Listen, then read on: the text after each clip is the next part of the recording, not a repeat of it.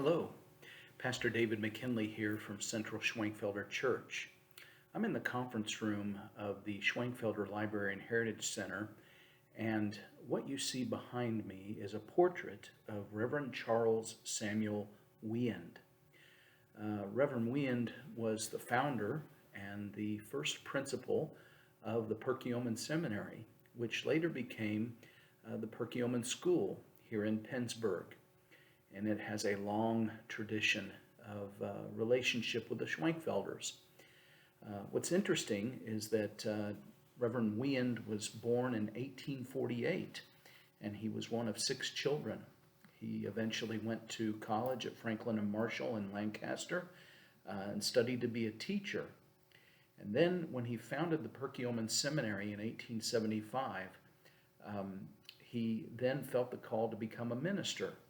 And so while he was serving as the principal here, he studied for the ministry and then later left this post to become a Reformed minister in the Pottstown area.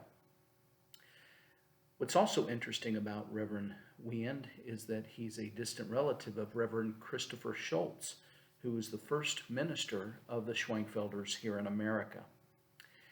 And the fact that he started the Perkiomen School tells us that the Schwenkfelders have always been a group that has emphasized education, that the mind is a gift from God, and that the mind must be cultivated, and that we have a wonderful capability of learning and growing, especially in the Christian faith.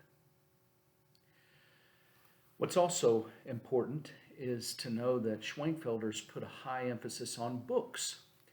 My colleague, Dr. Drake Williams, was recently quoted as saying, "Schwenkfelders have always been a bookish group. They wished to pass things along that were valuable so that future generations could explore them."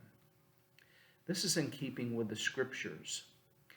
2 Timothy Chapter 2, verse 15 says, "Study to show yourself approved, a workman that does not need to be ashamed, accurately handling the word of truth." And so as Christians, we ought to always respect God's word, and we ought to study.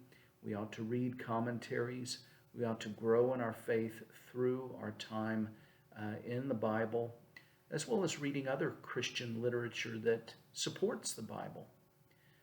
So as you're living out your faith, as you're attending worship, hopefully attending Sunday school or a small group, that you're being encouraged in your faith and that God is transforming your life through the renewal of your mind.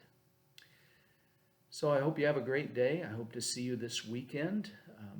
Is our cantata at the 9 o'clock service, led by our chancel choir and Sally House, its director.